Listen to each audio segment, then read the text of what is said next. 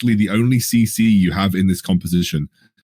I have a feeling that unless you're really far ahead or you're executing on these team fights perfectly, you're spacing correctly, I have a feeling that you're going to struggle to get any significant advantage because you're going into Monkey, Wukong, who's got the knock-up. You're going into the silence from the Garen, the shockwave from the Orianna, the Braum knock-up, the Braum stun. I'm a little concerned when it comes to full-on teamfight situations. However, something that I think NEXTPLAY could do, something that I think could work for them, is they could go for a kind of split push style composition, which is, you know, you have the Singed pushing one lane, you have Corki pushing the other, and the Janna, Misfortune, and Graves just dealing with mid. That's all. I think he's just dead. You said it earlier, Scandal, like early game Braum is so strong because of that stun potential, because of that frostbite, and then it just hits the stun, he can't move away, even though he did flash. It's a flash and a frag, by the way, so some extra gold coming their way already, and now they're just going to go for the red buff invade, and they're going to snatch it away.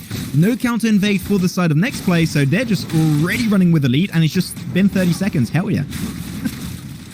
That's, again, yeah, like you said, level 1 Braum is super strong. They're even going, again, for a red to red here. So this is basically, I like this a lot from Omega. You know, he's not going to just return to his blue star jungle. What they're doing is they're looking to guarantee a 3 buff start for this Wukong in the jungle. Interestingly, the Braum is not going towards the Jhin. They've lane swapped the Jhin to the top side of the map, but they're leaving Garen in the 2v1 on the bottom side. They're actually rotating the Braum around the jungle with the Wukong. The problem is that the experience share is not going to be particularly strong for the Braum in this scenario, so he's going to fall behind in experience relatively quickly. So we need to get him into a lane. But he's basically a roaming death squad. Whoa. Oh my god, this rotation. I think the Ignite will still get the frag. Oh, it does, barely, but surely. Right in front of the Honey Fruit. That's a feels bad, man. And 2-0 already. The gold lead is up already to a 1.3 to 1.4k. So they're already got himself in a really, really good spot. And like this Monkey Braum combo, like they're roaming around the map in so many big ways. Like Monkey strong, Monkey real strong. Yeah, I mean, this is obviously what I think we saw. I think we just saw Bigatron try to do this with the Graves Braum combo, where they would just rotate the Braum around the map with the Wukong. They'd really just look to abuse the strong level 1 and the strong passive of the Braum in the early game and try and get as many roaming kills as physically possible without Braum ever having to go to lane. That is why they didn't worry too much about the Jhin. They were just like, well, do you know what? Braum is not actually looking to lane the Jhin. Braum is looking to spend the early game rotating with the Wukong and try and getting as many kills as possible. Garen has to be a little careful here. Trying to clear the wave, but it is a complete fiesta run for the first dragon in the game. Looks like Garen is going to be able to clear that wave out. I think Corki has rotated towards the top side of the map here, and this could be a little scary. Maybe a little bit scary. Yeah, they're going to make it out. Nice CC coming up on the Jhin anyways, and because he has that Braum, we know that Jhin can just remain on the backline and be pretty healthy overall. Nothing too insane going to be happening, but like good trade-off plates on both side lanes. I do have to say, like 2 plates were dropped on top of this. Oh, there you go. That's going to be the curtain call coming out from the Jhin. Can he hit it? Nice look coming out. If he can hit it, oh my god, the flash still comes out, even though it's not going to hit. But that's still forcing out a flash for an ultimate, which is going to make it a somewhat even trade-off. But now they're still forcing a wave, despite being low. They are here aiming to push this tower and pick up the first tower of the game, which I think they should be able to do successfully. But they're not going to go anymore. They saw Syndra still there, and they saw also this Corki being really healthy. But like, we're not going to take the risk. We've got 2 plates. We're still heavily ahead in gold. Yeah, Corki's wave clears too strong with just a single wave to just push up onto that tower. It still had a significant amount of HP left available. And they noticed that the Graves proc the Vision Cone.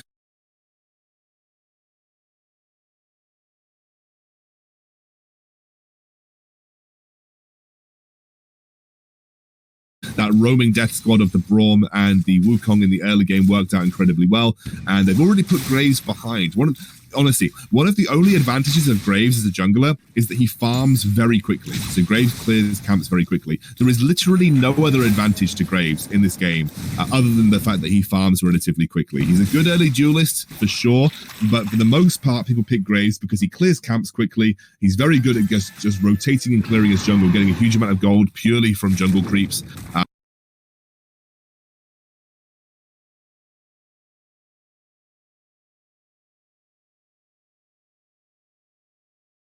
You're actually kind of diminishing what Graves is good at. Now, this is going to be a dragon fight, as we said.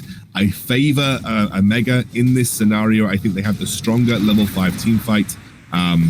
It's just about how it gets executed, obviously. clean 3-man knockup from the Janna, but now they're getting split away. They can't really take that fight. NEXPLAY currently have the advantage, and they're going to try and push on forward. If you can get also the push back onto the siege, that would be great. But Corki going a little bit too deep, and he's going to instantly regret that one. Flashing out, does get smited down by the Garen regardless, but that's okay. Ultimate from the Brawl. The follow-up is not too possible, though, unfortunately, as they did suffer some pretty big casualties. Sure, I gotta say, though, Omega Esports did do kind of a little bit of a throw at the start of that fight, but they killed properly and were able to survive it. But here we go. They're ready to go for the re-engage, and they are pretty low on their side. They're not pretty ready for that one. Good engage from the Monkey. You're going to get so much damage. The smite comes up through, will be secured by this Wukong, and now it's just fishing time, picking up kill after kill. But unfortunately, they're getting pretty low themselves. Well, the Small Fortune is still remaining pretty healthy. They lose the Janna. Now's the 1v3. Can she survive? No. And that is going to be set and done. 8-1. I don't think NXP should have done that, Drake, after that fight. They should have just went back to base. No one was ready. They forced it, and unfortunately, they lost. Oh my God, Max. Like, they got an advantage. They forced the split very early on from the Omega squad, but then they just misfortune automated the Drake. I guess they were trying to burst it, but look how impactful that misfortune ultimate would have been if they just saved it for now. like they could have potentially won that team fight, like massively so, if they just saved the misfortune ultimate for what it's supposed to be for. It's not supposed to burst Drakes. I mean, I get it. Look, I do get it. I'm getting angry, but I'm guessing they were just like, okay, we need to use this misfortune ultimate to burst the Drake.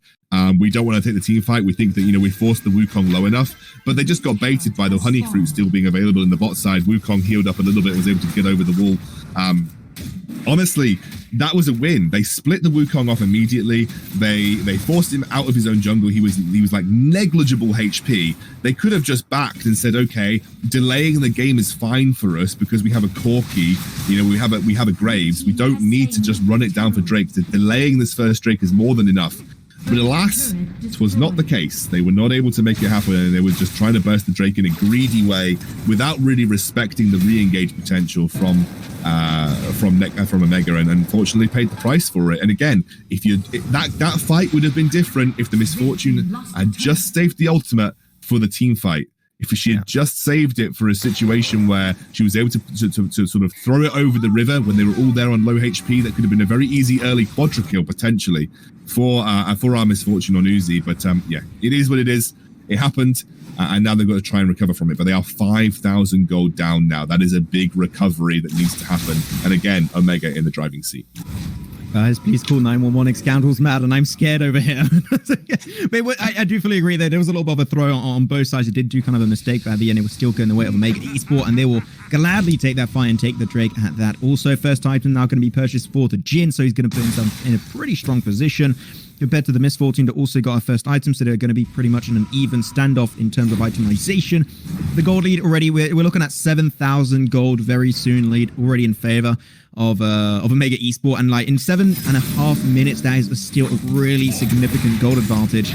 Now in the bottom lane, we're already going to have a little bit of a push, but like I gotta say, Brawl and Wukong have been bringing so much to the table in their own rotations, also because of the golden staff of the Wukong. It allows to proc that stun of the frostbite of the Brawl a lot quicker, so it does make sense. They synergize really well to go for those early game ganks. As now Drake is 1 minute away again from spawning. Are we going to have another cluster of absolute mayhem happening in that pit? I guess so. I think that both teams don't really want to give that one up, but we're seeing NEXPLAY once again falling behind at a point where I'm starting to get a little bit skeptical, and this is a draft that you need to be ahead to make it work properly, so they're falling behind. I'm scared for them, really, once again. Yeah, I think that this is something that obviously Omega are going to force. They have a strong item spikes. Dave has been highlighting the items that have been picked up by the members. Oriana is on Leandri's Seraphs, which is a really big spike.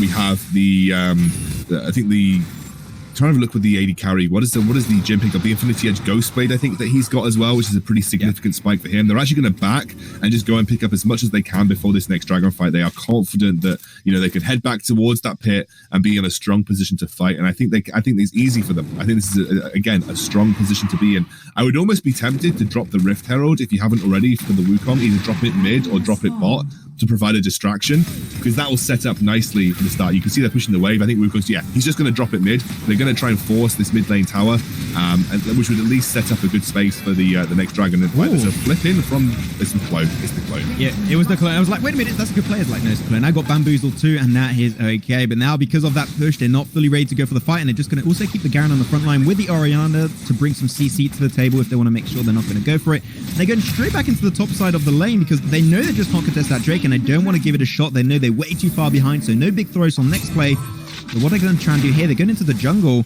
During that time, JLC smart. He's going pretty deep on that one, but unfortunately, they shall not find any frags by doing that rotation. But NXP, I don't know what the plan was with that rotation.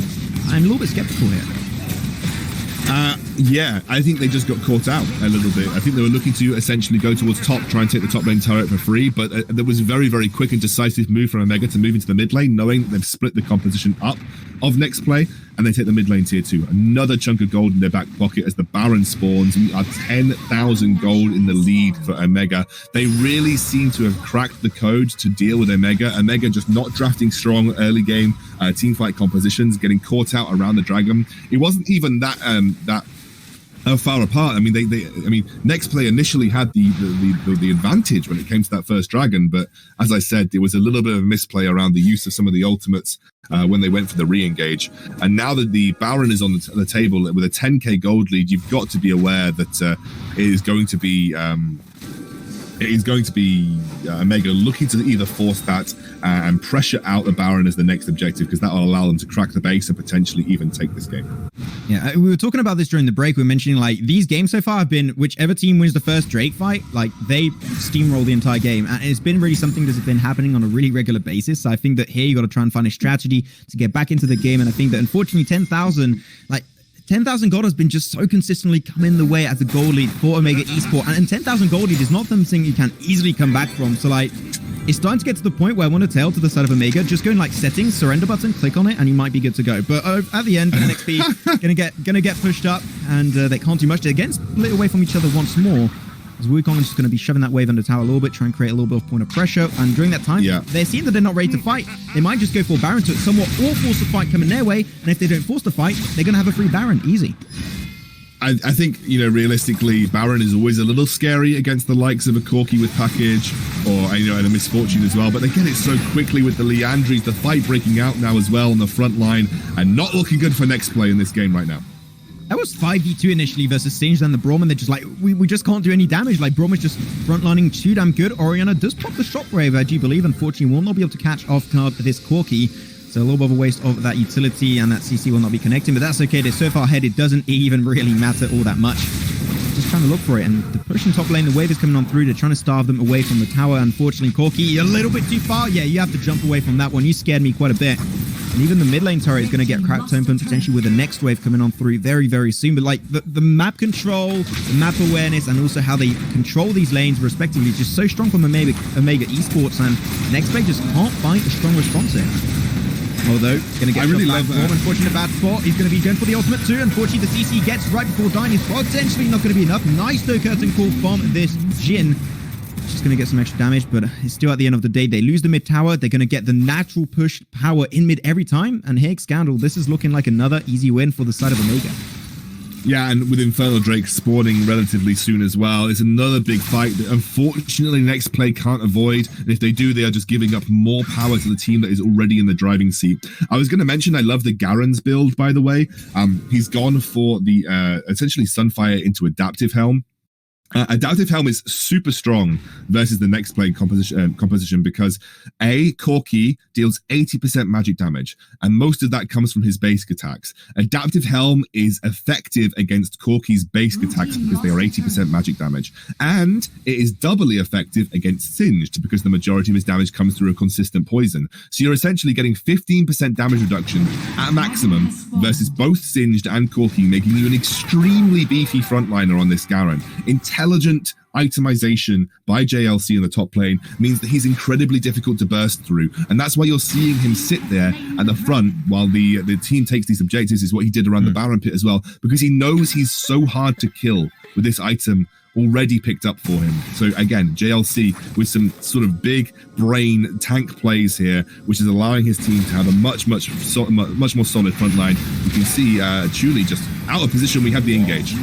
But there's even nothing to say. It's just like great engage overall. They're going to have to Garen go pretty deep into that one, but he's just so beefy and allowed to tank it. And indeed, the build is looking so strong for him. He's going to be tanking that turret like it's nothing. He feels like an Alistar at this point, and now they crack open the base early in the mid lane. This Nexus is bare, and unfortunately for them, I think this is going to be another easy win coming on through for Omega Esports. The wave is there to back them up. The damage coming on through. Corky's going to go pretty deep over that one, maybe try and get the back line, but unfortunately gets absolutely bursted to smithereens, and indeed it is going to be the win, 3-1 in favor of Omega Esports. And NEXPLAY, they just can't do anything. 3-1. One more game, and we will be having our WILDRIFT Asia Brawl champions in the form of Omega Esports, but one game is still required, and NEXPLAY